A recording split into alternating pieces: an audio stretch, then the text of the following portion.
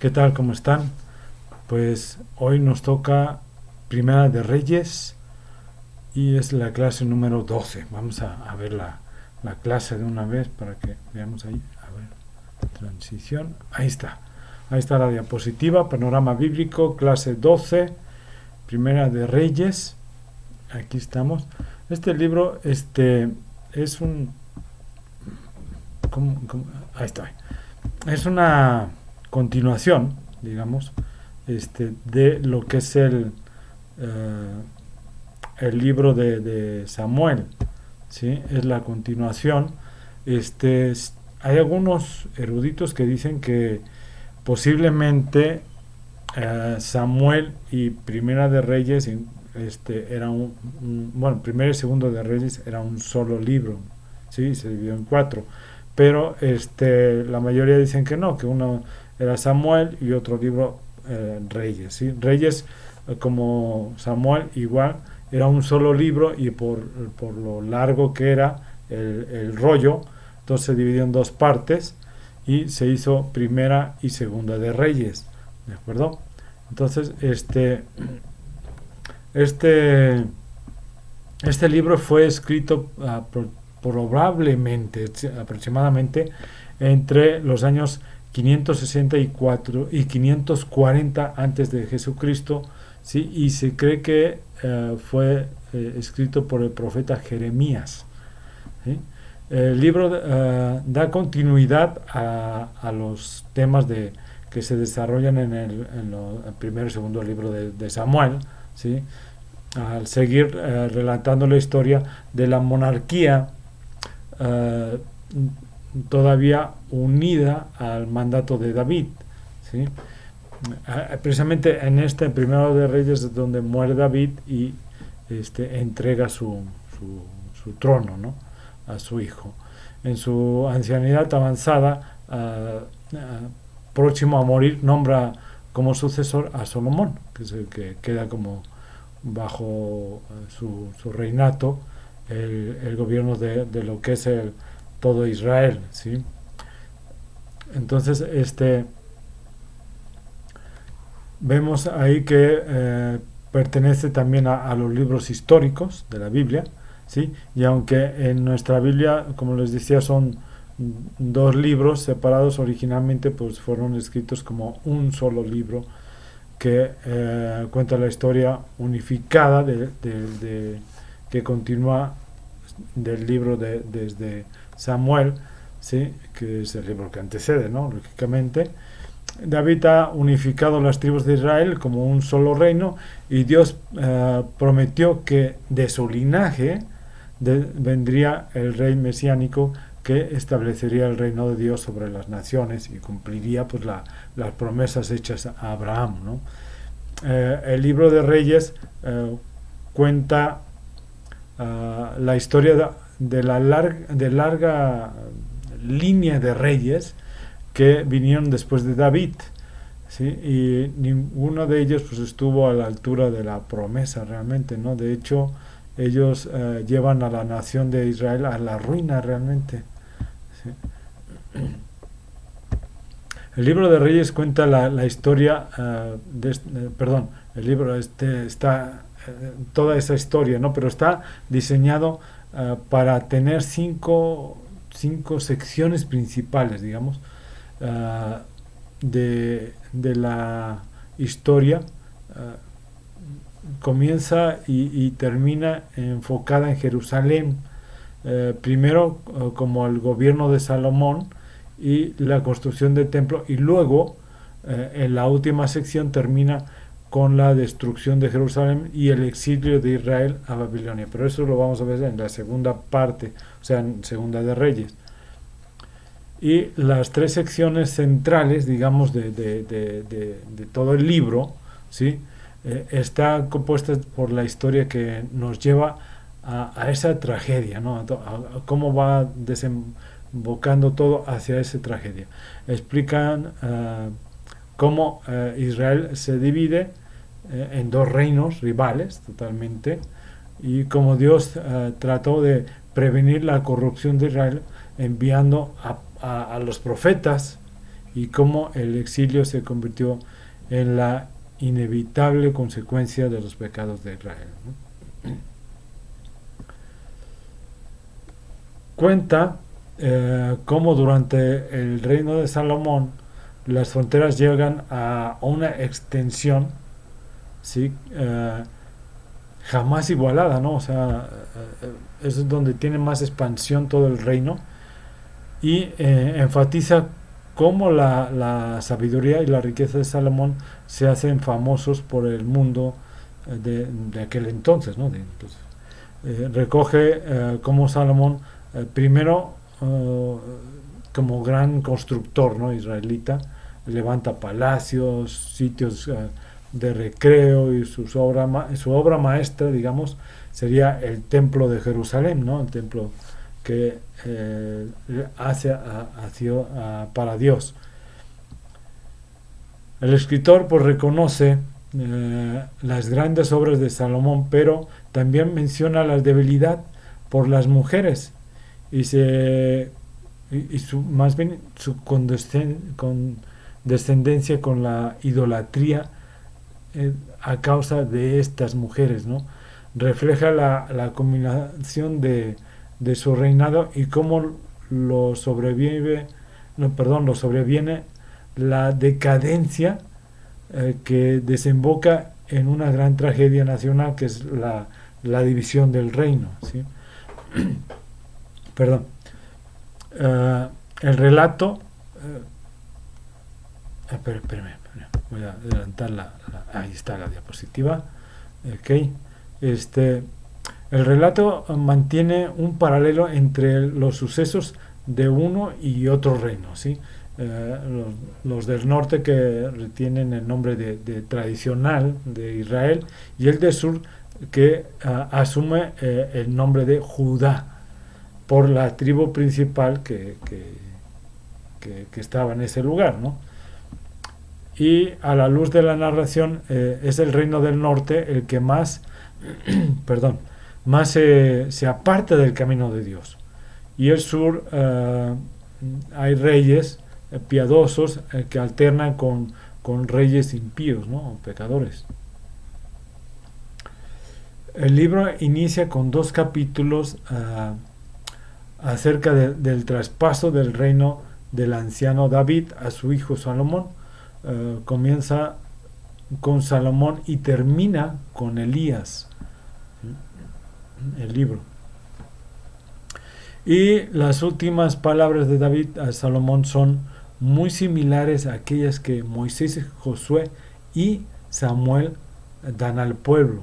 Es un llamado a permanecer fieles a los mandamientos del pacto y a permanecer leales solo al Dios de Israel. Pero las palabras de David parecen un poco huecas porque luego David y Salomón se ponen en conspiración, ¿sí? De cómo van a consolidar este nuevo reino a través de una serie de asesinatos políticos. No es un buen inicio, digamos, ¿no? Pero bueno, eso es lo que así en esa forma empieza el reinado de Salomón, ¿no? El momento más brillante de Salomón es cuando le pide a Dios sabiduría para guiar a Israel, incluso completa el sueño de David, ¿no? De hacer un templo para el Dios de Israel. Aquí la historia se detiene y describe con detalle el diseño de este templo, justo como el diseño del tabernáculo que se menciona en la Torá, y tenemos mucho oro, muchas joyas e imágenes de ángeles y árboles, árboles frutales. Todo esto tiene un simbolismo, hace eco al jardín del Edén, ¿sí? Y todo esto simboliza, digamos, el jardín del Edén, ese lugar en donde el cielo y la tierra se encuentran, donde mora la presencia de Dios en su pueblo. Pero en cuanto Salomón termina el templo, toma una terrible decisión y el reino se desmorona.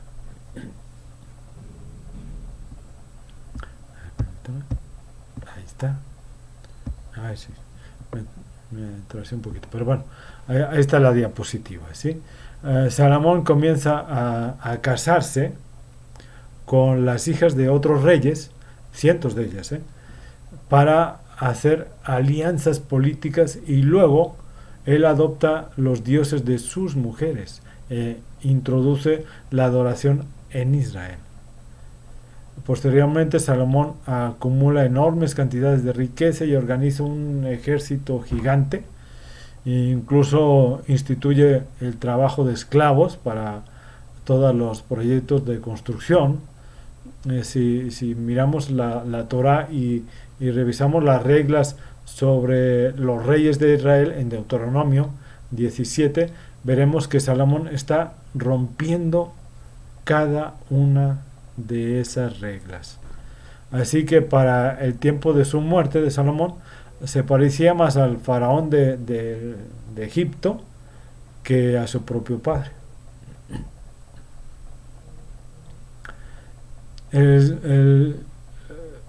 Digamos, la siguiente sección o la siguiente división, ¿sí?, inicia con el hijo de Salomón, Roboam, actuando como su padre en la historia, muy, y realmente es una historia muy triste porque ahí vemos la ambición y el hambre de poder que tenía Roboam, ¿sí?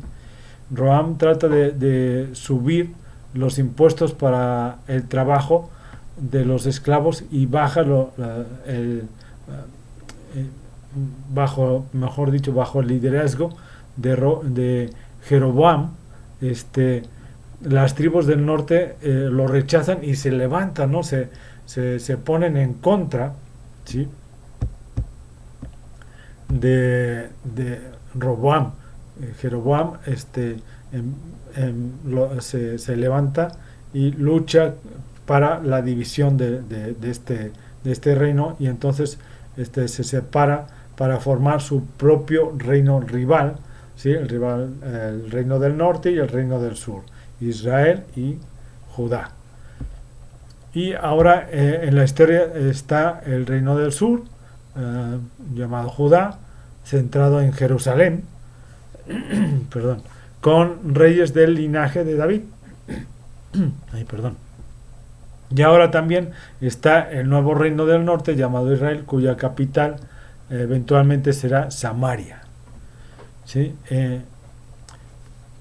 Y Jeroboam construye dos templos para competir con el templo que Salomón había edificado en Jerusalén, en el reino del sur, y él los construye en Betel y Dan, pero pone en cada uno de ellos un becerro de oro para representar al Dios de Israel.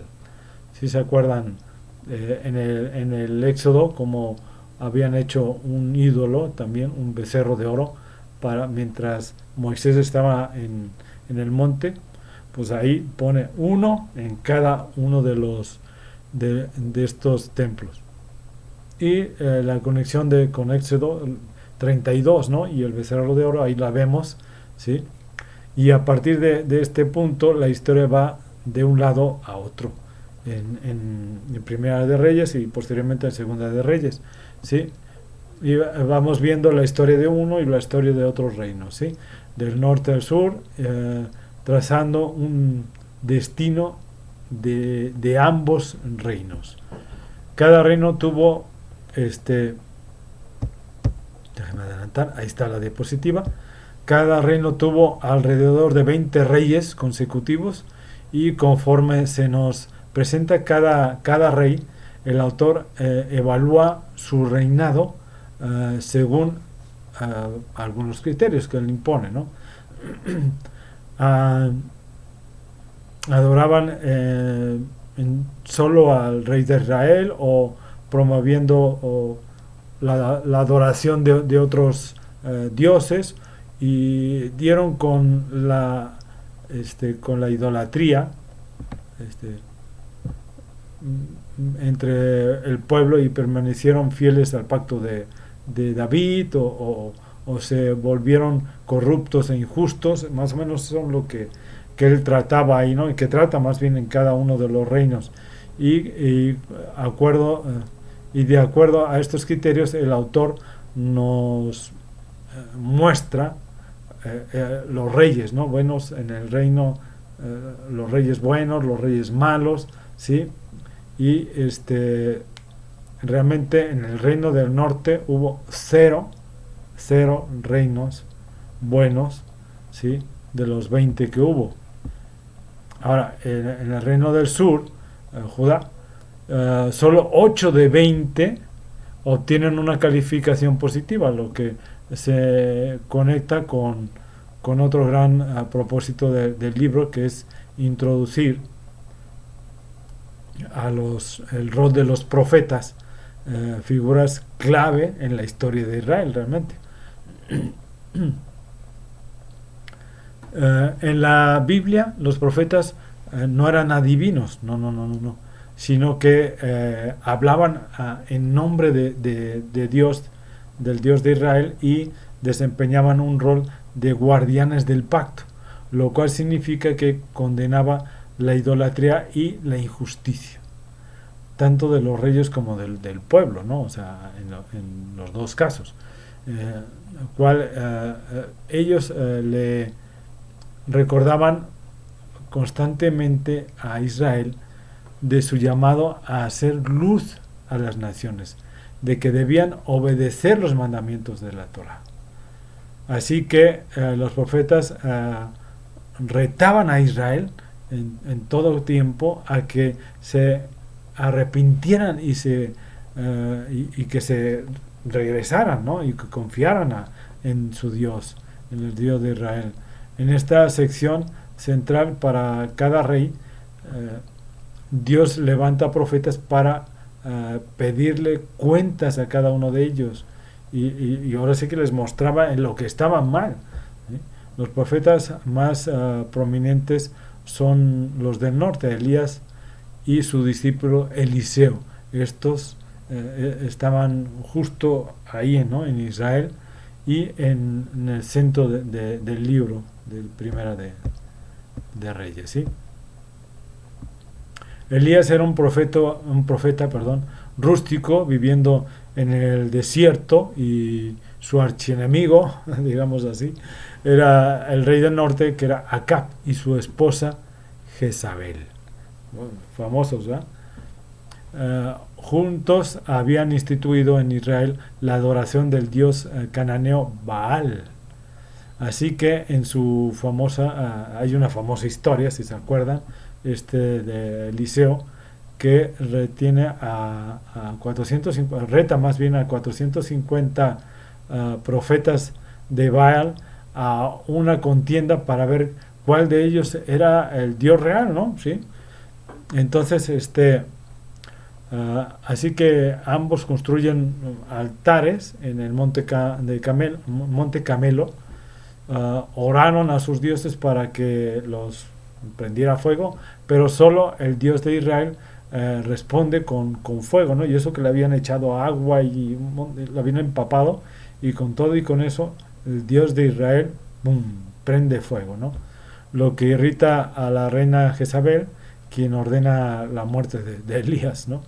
Y entonces Elías se esconde en el desierto y pide a Dios que le deje morir, ¿no? Que ya se lo lleve, que ya, ¿sí? Pero Dios salva su vida enviándole comida y le habla en un suave murmullo, ¿no? Él esperaba que llegara con destrucción, con fortaleza, así todo. No, él llega con un suave murmullo. ¿Qué anima al profeta? Esto lo anima y lo prepara para la obra que le espera, ¿no? Que aún le espera, ¿sí? Entonces, después de esto, Acab utiliza su poder real, digamos, o sea, que es el rey, para asesinar a un agricultor israelita llamado Nabot y robarle la viña de su familia. Y Elías confronta una vez más la injusticia de Acab y anuncia la decadencia de él y de su descendencia, ¿sí? Elías eventualmente pasa el manto a su de su liderazgo, o sea, su manto, traía un manto, ¿sí? Le da liderazgo profético a un joven discípulo de él llamado Eliseo, quien pide 2 veces la autoridad de Elías. Y lo que es fascinante es que el autor ha contado 7 obras milagrosas de Elías, ¿sí? Y luego va a mencionar 14 actos de poder de Eliseo, o sea, fue el doble, ¿sí? Ambos profetas fueron claramente hombres extraordinarios y jugaban un rol muy muy importante y que confrontó a los reyes de Israel con su idolatría y su injusticia, ¿sí? Y el último terminó, no tuvieron pues éxito, ¿no? Eso fue lo malo, ¿no? Que no tuvieron éxito en hacer que Israel se apartara de la apostasía, ¿no? El libro refleja una situación de constantes cambios en lo que aparecen profetas para convenir, o sea, hacer al pueblo que regresara a Dios, ¿no? Y los gobernantes cuando caen en la apostasía, ¿no? Constantemente caían en la apostasía y volvía a salir el profeta para llamarlos a redimirse hacia el culto y adoración al verdadero y único Dios, dejando como lección para los creyentes que la prosperidad personal y en las naciones depende de la lealtad a Dios, y que la idolatría y la desobediencia traen consigo siempre desastres, ¿no? La experiencia de Elías, que vence a los 450 profetas de Baal en el monte Carmelo con la ayuda de Dios, es una valiosa lección acerca de del increíble poder, ¿no? Del poderío que tiene Jehová o Dios, Yahweh, ¿sí? La presencia de Dios junto a Elías como un suave murmullo, ¿no? En lugar de venir como así como un torbellino o tormentas, no, llega como un suave murmullo, ¿no? Que lo animó en el desierto, en la confrontación de la fidelidad y la validación de su promesa de no desamparar jamás a los que él confiaba, que aún había un remanente en Israel, ¿sí? Entonces esta es la historia de Primera de Reyes, y que posteriormente pues vamos a ir viendo la próxima semana el libro de Segunda de Reyes, y con eso vamos a ver cómo termina en lo que es el exilio, ¿no? Pero bueno, aún a pesar de ello vemos una luz para el pueblo de Israel al final del libro, ¿no? Que Dios los bendiga, cuídense mucho y nos vemos la próxima semana. Hasta luego.